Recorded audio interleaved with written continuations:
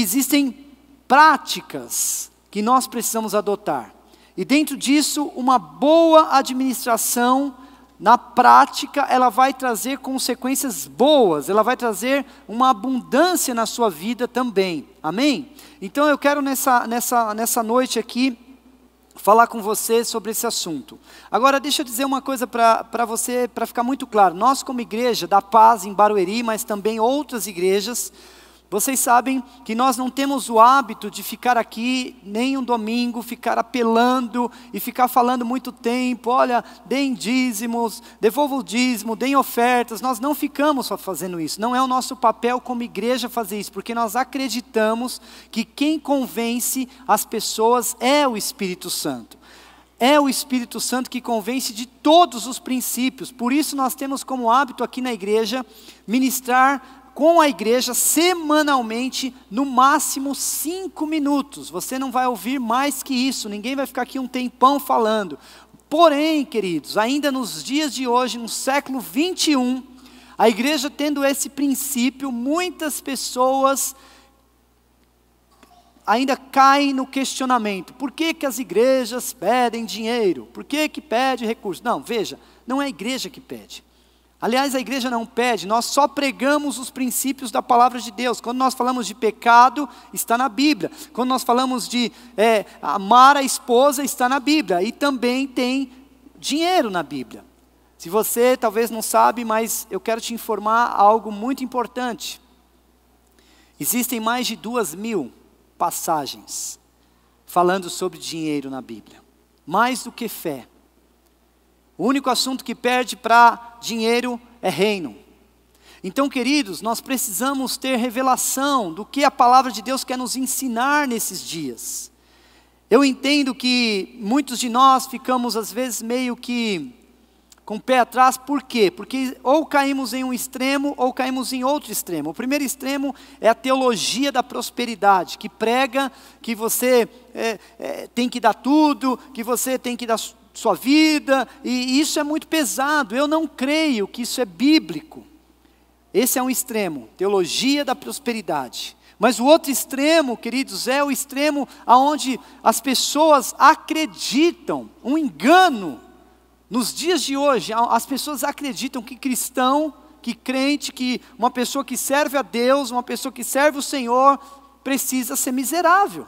Precisa andar com carro velho, precisa ter roupa velha, precisa andar numa casa que chove dentro. Isso não é verdade. Isso é antibíblico, queridos. Por quê? Porque Deus é o nosso Deus. Ele é rico, amém?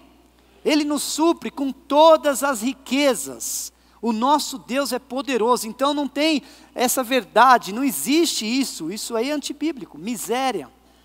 Ainda hoje as pessoas acreditam. E eu confesso que eu tive a oportunidade de ver isso muito de perto.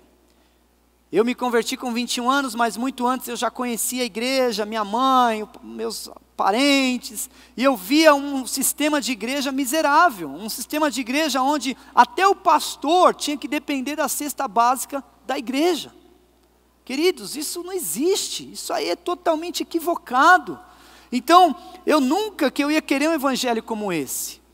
Mas eu quero dizer uma coisa para você. Todos nós podemos desfrutar da abundância de Deus. Amém? Para isso nós precisamos viver princípios. E como que nós vivemos os princípios? Com a palavra.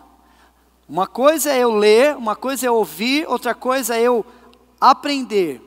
Agora, o grande segredo não é só ter informação. Nós precisamos pegar a palavra de Deus e transformar ela em prática, em verdade, nas nossas vidas. Quando você transforma a palavra de Deus em verdade na sua vida, você vai entender, aqui por exemplo, Oséias 6:4, que diz assim: o meu povo está sendo destruído porque lhe falta conhecimento.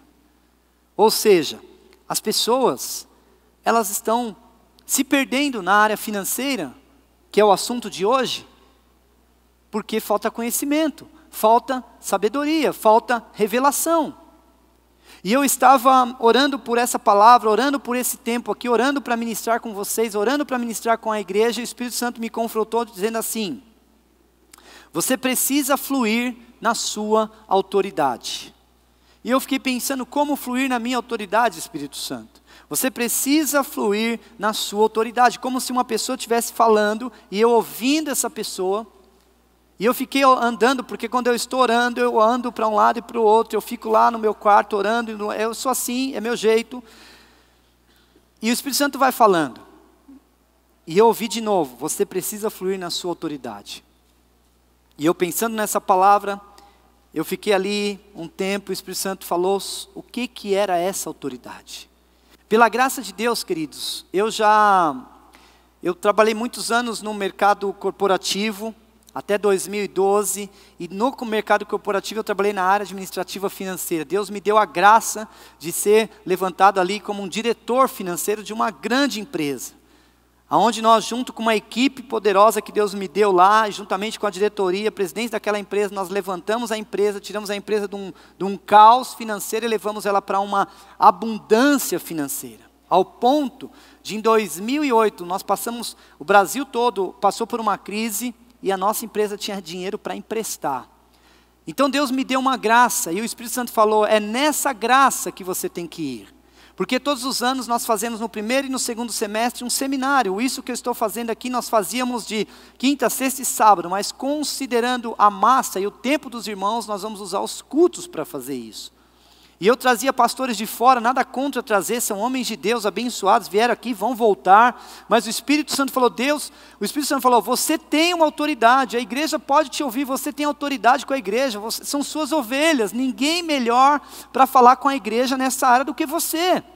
E eu entendi o recado, então eu estou aqui simplesmente para poder transferir para você um pouquinho daquilo que Deus me deu, mas mais do que isso, te trazer princípios que vão mudar a sua vida, se você não apenas ouvir, mas se você colocar em prática. E uma das formas também de nós transformarmos a Bíblia em exemplos, princípios bíblicos em prática, é lendo ela e trazendo para a nossa realidade. Por exemplo, Lucas 14, 28 até 30 diz assim, qual de vós, se quiser construir uma torre, primeiro, não se assenta e calcula o preço, para ver se tem dinheiro suficiente para completá-la. Pois, se lançar o alicerce e não for capaz de terminá-la, todos os que a virem rirão dele, dizendo, este homem começou a construir e não foi capaz de terminar. Quantos já viram essa história? Quantos já viveram essa história? Esse contexto aqui não é no contexto de dinheiro, não é no contexto do custo de dinheiro, não é. O contexto aqui é o custo do discipulado, é o custo de seguir a Jesus. Jesus está dando um exemplo quanto custa para ser um discípulo de Jesus. Mas eu quero pegar esse exemplo e fazer um paralelo nas nossas vidas. Quando nós vamos construir uma casa, quando nós vamos construir alguma coisa, o que nós fazemos? Nós planejamos. Nós colocamos no papel, mas é incrível, não sei se você já passou por essa experiência, mas dificilmente o orçamento bate. Você faz um plano e no final dá outro. Por quê?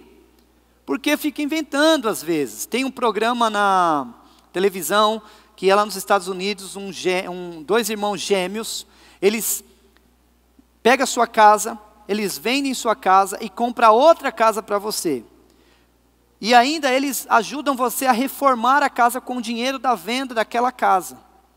Esses irmãos, eles são interessantes porque eles fazem um orçamento.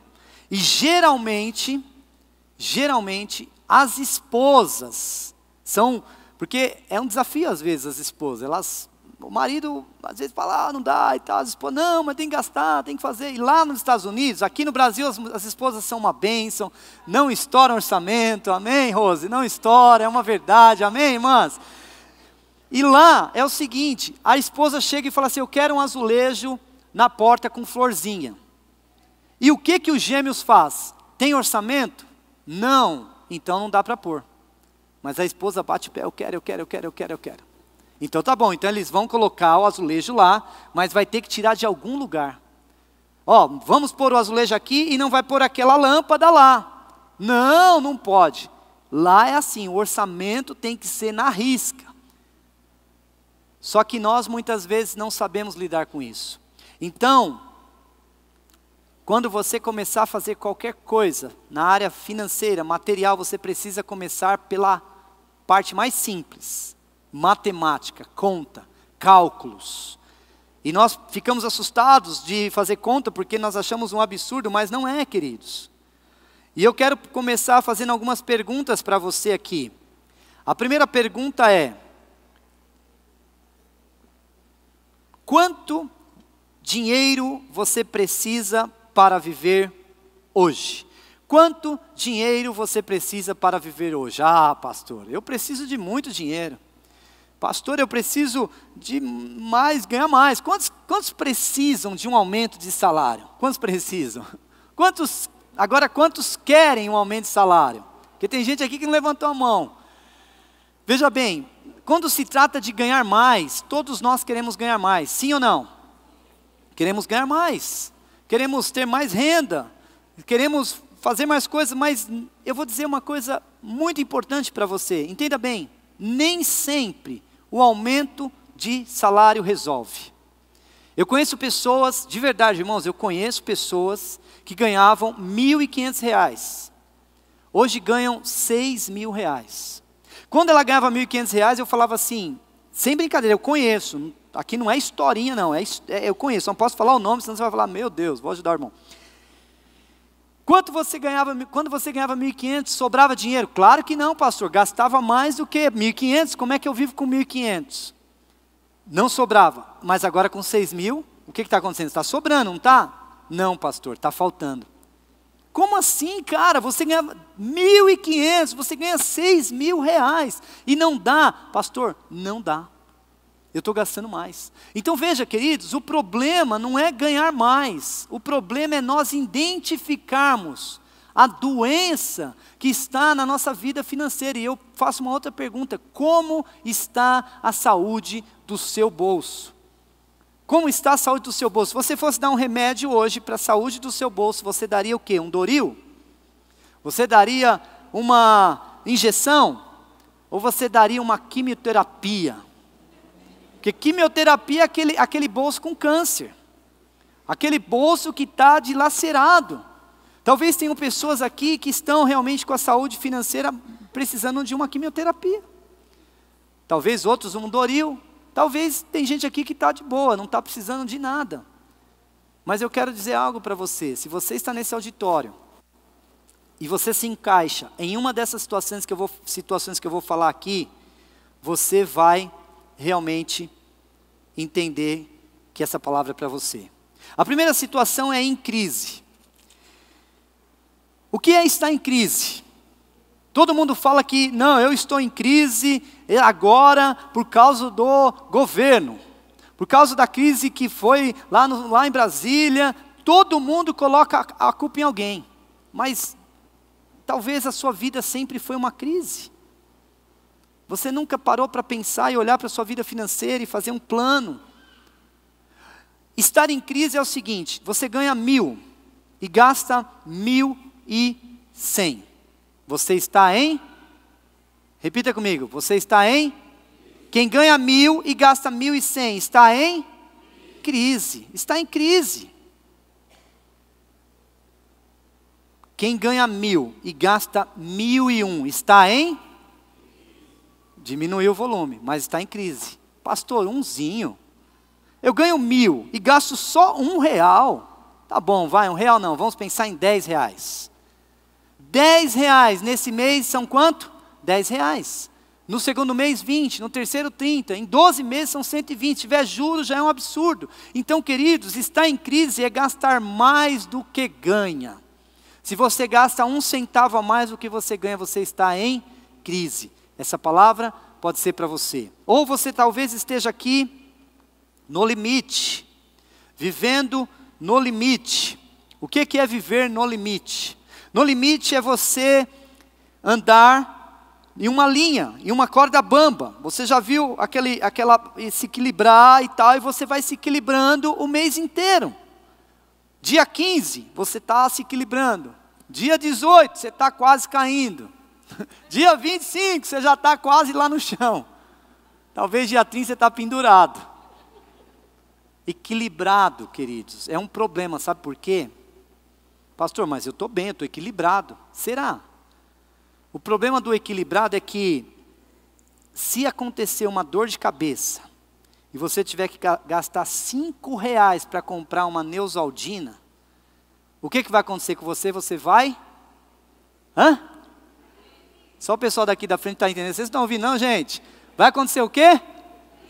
Entrar em crise. Pastor, mas eu só gastei 5. Pois é, irmão, você estava 1.000, ganha 1.000, gasta 1.000, ganha 1.000, gasta 1.000, R$5 te leva para a crise. Então, se você está também no limite, essa palavra é para você. Ou talvez você está a caminho do sucesso. O que é estar a caminho do sucesso? Uma pessoa que ganha 1.000 e gasta 800. Ela está a caminho do sucesso. Ela gasta menos do que ganha. Isso é o caminho do sucesso. Uma pessoa que tem uma vida equilibrada. Talvez você pense, não, então essa palavra não é para mim, não, é para você também. Porque nós precisamos administrar não só na falta, na escassez, mas principalmente na sobra.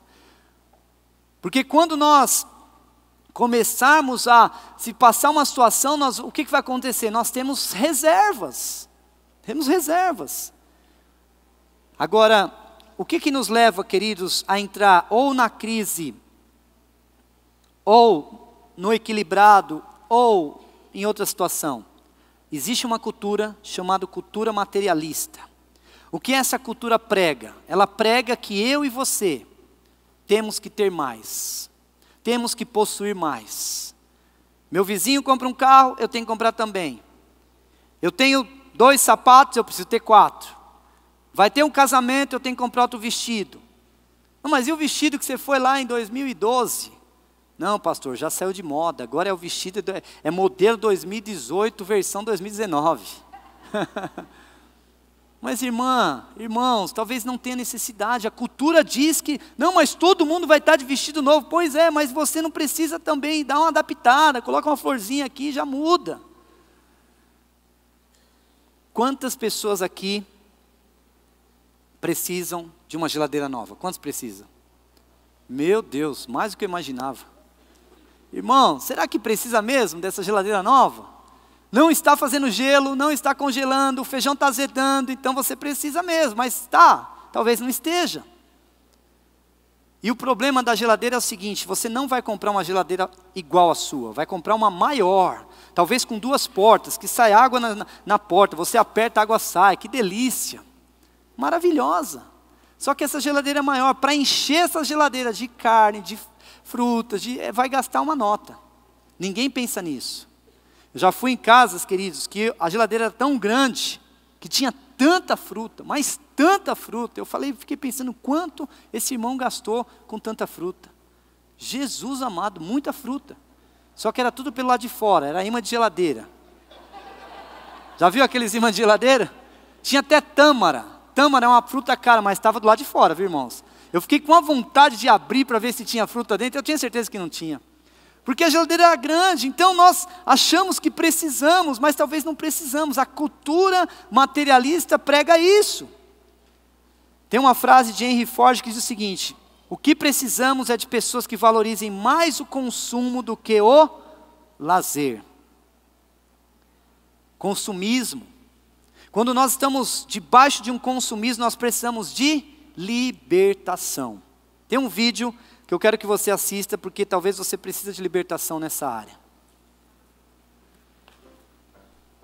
Pastor, tenho andado muito endividada e já não sei mais o que fazer para pagar as minhas contas. Gostaria que o senhor fizesse uma oração por mim. Tá bom, irmão. Então vamos orar. Espírito de consumismo e de dívidas, sai agora desta mulher. Desaloja deste corpo. Desaloja, desaloja, desaloja. Tá bom, pastor, eu digo. C&A, Riachuelo, Lojas Renner, Casas Bahia. Jesus amado, talvez você esteja precisando desalojar. De verdade. Na verdade, esse videozinho é só para quebrar o gelo, para você não achar que o assunto não é sério, mas dá uma quebrada. Então, queridos, há uma cultura dizendo que nós temos que ter, que comprar, que consumir. É incrível isso, é um negócio absurdo. Uma outra cultura diz que nós não precisamos poupar nada. Quantos sabem que hoje nós estamos, passamos pela época das vacas gordas. Passamos ou não passamos? Passamos, claro que passamos, era dinheiro vindo de todo lugar, era uma gastação, era todo mundo gastando dinheiro, era um negócio, era assim. Só que agora, de verdade, nós estamos no tempo de vacas magras. Ai, pastor, mas por que você está falando de vacas magras, queridos? É bíblico, está na Bíblia. 7 anos de vacas gordas, depois vem o tempo das magras. O tempo das vacas gordas, queridos, deixa eu falar uma coisa para você. De verdade, é profético isso e é uma verdade. Se prepara, ele vai voltar em nome de Jesus. Amém? Você não entendeu o que eu estou falando. O tempo das vacas gordas irá voltar em nome de Jesus. Só que veja uma coisa, você precisa aprender a administrar. Porque se vier vacas gordas e a gente ficar gastando que nem nós gastávamos, aí não sobra nada. Quando vem o problema, a crise, a situação, a gente não tem R$1 guardado. Não tem 50 centavos para comprar nada, porque gastamos tudo. Então nós precisamos aprender a administrar os nossos recursos. E eu quero perguntar para você, responder para você mesmo aí. Quando você recebe um dinheiro extra, o que você faz? Paga as dívidas ou compra um monte de coisas? É uma pergunta. Aquela pergunta antiga lá do Tostines, é fresquinho porque vende mais porque é fresquinho, é muito antiga, é sem graça, vocês não deram risada, amém? Brincadeira. Queridos, nós gastamos mais. E por consequência desses gastos, nós ficamos atolados, nós nos atolamos em dívidas. E isso traz muitos problemas para as nossas vidas. Traz muita dificuldade para nós. Precisamos nos libertar disso. Se nós ficarmos gastando, comprando, sem pensar, sem planejar, vai ter problema. Por isso eu quero te dar um caminho que nunca mais você vai esquecer na tua vida. Todas as vezes que você for fazer uma compra, todas as vezes. Juarez, presta atenção, para você, amém? Todas as vezes que você for fazer uma compra, você vai fazer uma pergunta. Aliás, 5 perguntas. A primeira pergunta é, eu quero? Claro que eu quero. Você quer um carro novo? Quero. Eu quero um carro novo, porque não dá mais para andar com esse. Eu quero morar numa casa nova, eu quero comprar essa roupa, eu quero comprar esse celular, eu quero comprar um relógio, eu quero. Passou pela primeira, vai para a segunda, não compra ainda, ok? Eu preciso. Bom, preciso de um carro, sim ou não? Talvez não. Eu lembro uma vez, eu tinha um carro, faz bastante tempo, um Fiat Punto. E eu falei para a Lu assim, Lu, você está ouvindo um barulho nesse carro? Ela falou, não. Eu falei, não é possível, Luciana, precisamos comprar cotonete, porque não é possível. Tem um barulho. Ela falou, não estou ouvindo. Eu falei, então vamos abaixar o som, andar bem devagarzinho, coloca a cabeça para fora e ouça o barulho. Não tinha barulho. Sabe por quê? Porque nós começamos a inventar história quando nós queremos fazer uma loucura, irmãos. Nós queremos, parece que tudo conspira a nosso favor. Olha, estou comprando um carro, apareceu na minha frente. Aí o cara, vamos comprar, por exemplo, um Palio dos novos, um Ford Ka dos novos. Se aparecer 10 Ford Ka na minha frente, é sinal de Deus. Irmão, que ridículo isso. Apareceu um monte, apareceu 20, é mais, melhor ainda. Então a segunda pergunta que você vai fazer, eu preciso? Talvez não precisa. Eu mereço? Merecimento, pastor, não se discute. Porque eu trabalho para chuchu, eu acordo 5 da manhã, eu vou trabalhar, eu pego o trem, eu pego o metrô, eu vou para o Tadel, eu faço um monte de coisa, venho na igreja, pastor, eu mereço um carro novo, eu mereço essa viagem, eu mereço isso, eu mereço, pastor. Mas, ok, então não compra ainda, tá bom? 3 perguntas, a 4. Eu posso. Aí, querido, se você for sincero, você já volta e não compra. Porque muitas vezes nós não podemos comprar. Veja bem, o eu posso não é você que responde. Quem responde? O seu orçamento. Uma pessoa que ganha 1.000 e gasta 1.000, ela pode comprar alguma coisa, sim ou não? Não. Uma pessoa que ganha 1.000 e gasta 1.100, ela pode comprar alguma coisa, sim ou não? Uma pessoa que ganha 1.000 e gasta 700, ela pode comprar alguma coisa, sim ou não? Sim, então, ok, vocês estão de parabéns. Meu Deus, aprenderam, ouviram a palavra pela internet, o que aconteceu? Irmãos, então veja, pode. Quem responde não é você. Às vezes a mulher fala assim, amor, eu preciso comprar não sei o quê. Aí você pode me dar o dinheiro? Aí ele fala, não. E a mulher briga com ele. Taca o pau de macarrão. Não, eu já tenho que comprar isso. E eu estou falando que eu tenho que comprar. E você está falando que não pode. Mas por quê? O homem está vendo o financeiro. Mas ele fala não. Infelizmente tem marido que fala assim. Sem poder. Não, pode comprar, vamos comprar tudo, pode comprar. Só que no fim das contas ele fica enrolado, ele não dorme, ele começa a falar, amor, eu preciso arrumar outro emprego. Por quê? Não, porque está cheio de dívida, não falou com ninguém, não falou com a esposa e dá uma confusão, porque a mulher está pedindo para comprar, ele está falando pode comprar. Ou se ele fala pode, não pode, a mulher briga do mesmo jeito, porque nós temos que ter um papel, falar, ó, amor, o orçamento está dizendo que não pode. Amor, eu preciso fazer aquela chapinha de R$500 em 5 vezes. Não pode, não dá. O orçamento está dizendo que não dá. E se eu fizer, nós vamos se lascar. Então não dá, o papel diz não dá. Então respondeu 4, vai para a última. Agora essa última. Eu devo, com duplo sentido.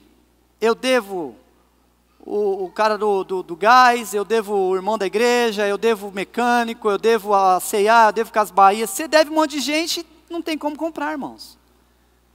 Agora, eu devo comprar mesmo isso? Se você fizer essas 5 perguntas, pastor, eu não vou comprar, talvez você compre, mas compre consciente. Faça compras conscientes, amém? Então vamos lá para você nunca mais esquecer essa palavrinha. Juarez, na hora que você chegar lá no shopping, doido para comprar um monte de coisa, o que você vai fazer? 5 perguntinhas. Não é tá amarrado não, é 5 perguntinhas. Que preme pode, vai virar uma palavra só, vamos lá, 1, 2, 3. Que preme pode. Que. Fala para sua esposa, para essa pessoa que está do seu lado aí. Glória a Deus, aprendeu essa palavra, procura falar em voz alta, chega na frente da loja, na hora que você está lá, na frente do madeiro, querendo comer aquele lanchão de R$150 lá, você vai, que preme pode, que preme pode, os caras falam, você é louco, aí você vira as costas, pega o carro e vai embora, compra uma salsicha, põe no pãozinho lá e ó, gastou R$5, irmãos, não tem hora que tem que ir ó, mão de ferro, não dá para gastar, temos que economizar, amém?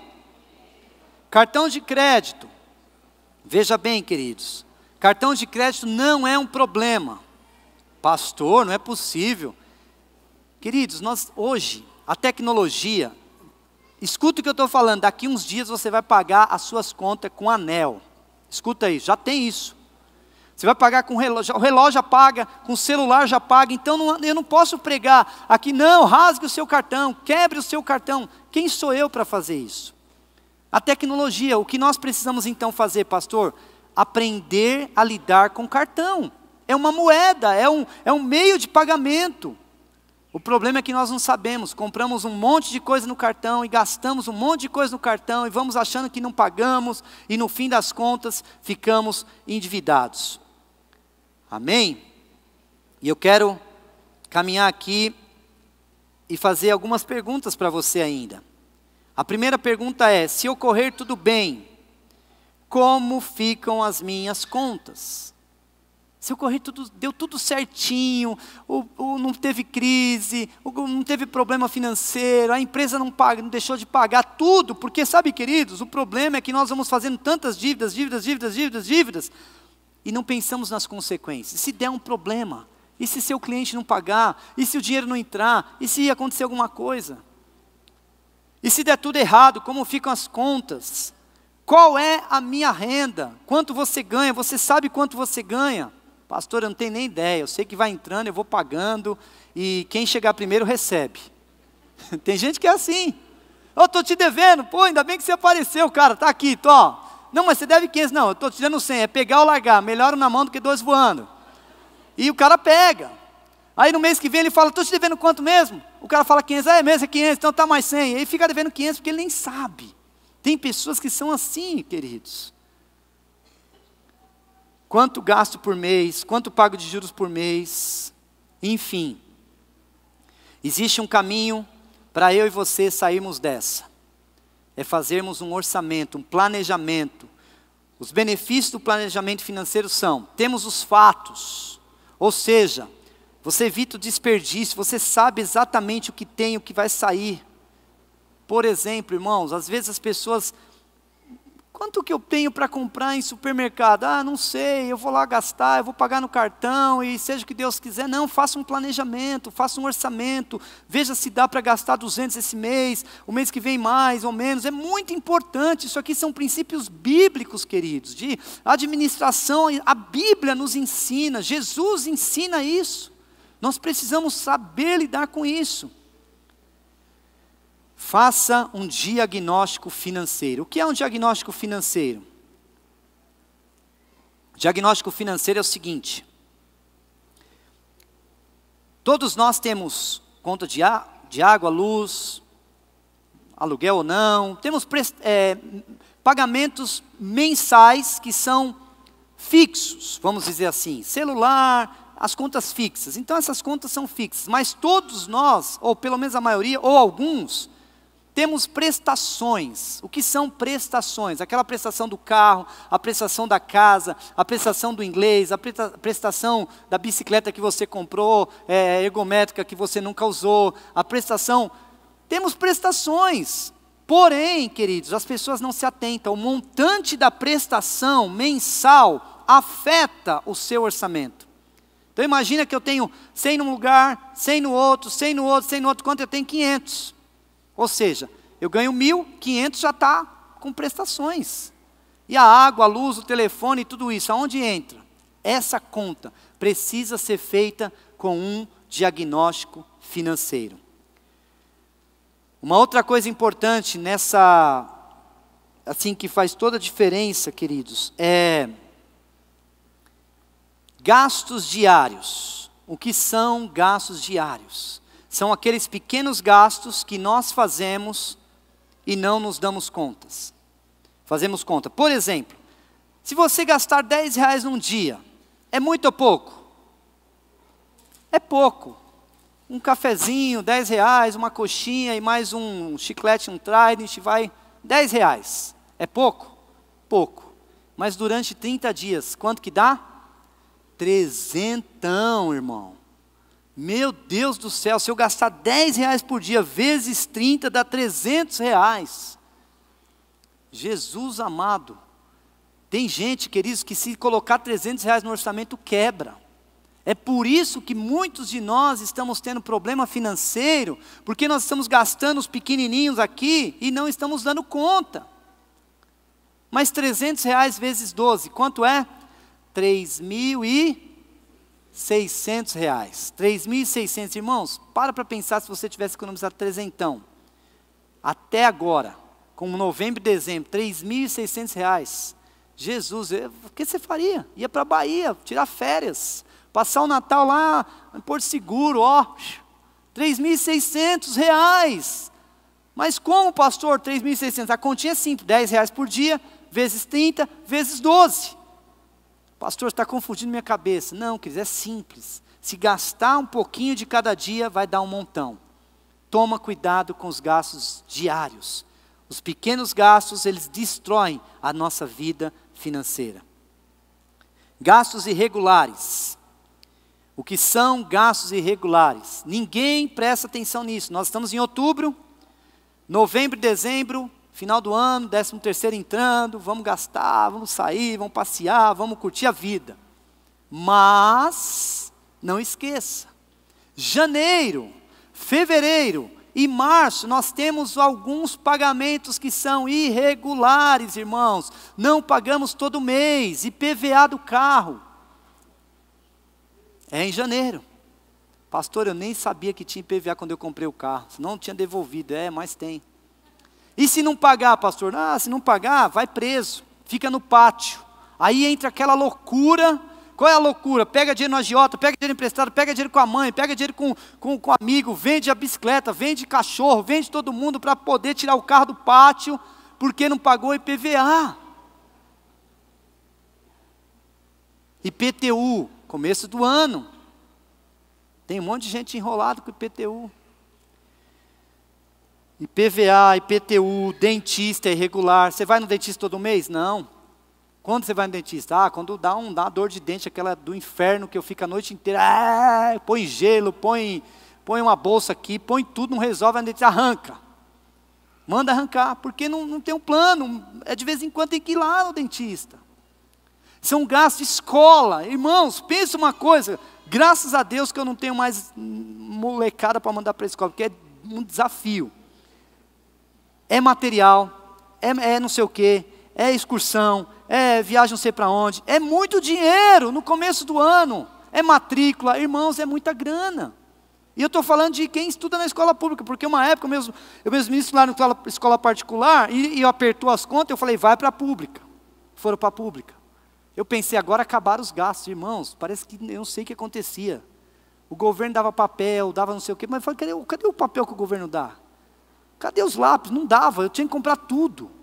Eu falei, ficou pior. Então, queridos, começo do ano tem muitos gastos. Se você torrar o dinheiro no pernil, no frango assado, no Natal, comprar 3, comprar mais do que a necessidade para jogar tudo fora depois, vai faltar em janeiro, vai faltar em fevereiro, vai faltar em março. E se você começar o ano enrolado, vai ser o ano todo enrolado. Mas eu declaro liberdade financeira na sua vida, em nome de Jesus.